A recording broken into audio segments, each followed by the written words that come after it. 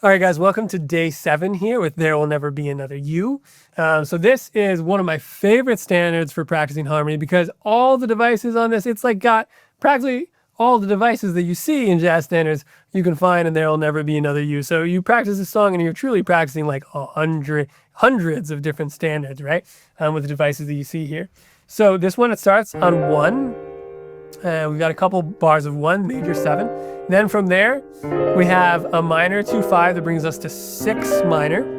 Then from there, we've got a 2-5 that brings us to 4. So technically, it's a 2-5 of 4, 2-4, right? But we usually just say 2-5 of 4 for shorthand. Then we've got our backdoor dominant. Hey-o, we were just working on this yesterday. And so you can play with a sharp 11 if you want.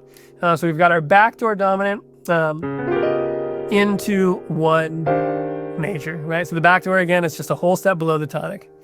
Then we go down to the 6 minor, and then we do secondary dominant 4 bars away from the second time around. So what I mean by that is we're 4 bars away from being done with this first half. And all the time you'll see in standards when that happens, you get to this whimsical secondary dominant chord. It's a 5 of 5, right? So that means if we're in E flat major 7, the 5 of E flat major 7 is B flat 7. What's the 5 of that 5? It's F7. Kind of just a fancy way of saying a dominant chord a whole step above the tonic, right? Then that turns into a minor, and then we've just got a regular 2 minor chord, 5, and then we're back to 1. So from there, we've got all the same stuff on the second half of this tune, all the same devices, everything is the same. We land on this 4 chord, we've got this backdoor dominant, we go to 1. Here's the different stuff, and this is a tricky part. We have, there are different ways of analyzing this, but for now I'm gonna say this is like a 2-5 of 3. 2-5 of 3 minor, right? So if we're in E flat major 7, and we think of our 3 minor, that's going to be G minor. We've already done some 2-5 we've already done some minor 3s, right? But now we're doing a 2-5 into 3, right? Or a 2-5 of 3. But instead of landing on 3, we end up deceptively going to the root, okay? Now, the interesting thing is, this is also very similar to tonic diminished. Why is that? Well, if we think about our 5 chord, we've been talking about tonic diminished already today. If we think about our 5 chord, in this minor 2-5 to the 3, that 5 chord is going to be D7, right?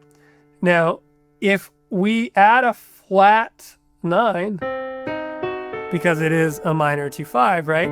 If we add a flat 9, then what are the notes that we have here in this voicing? We've got a C, E flat, G flat, and A. Wow, interesting. This song is in E flat, right? So what if we shift that up to E flat? Then we've got E flat, G flat, A, and C.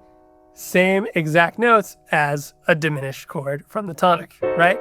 So essentially, if you put a D below that, we've got the 5 of a minor 2-5 to 3, right? So it's just cool, you know, again, we've got this kaleidoscope here with jazz theory. It's cool to see how these things work and the multiple ways you can think about it. So it's a very similar sound to tonic diminished, this 2-5 to the 3 minor. But again, it's deceptive because we end up going to 1. And then we do 4, and then 3, 6, 2, 5, 1. Beautiful tune. One of the most important things to practice. One of the most important standards to practice by far. So with today, we're going to get into a chord tone focus for our first exercise.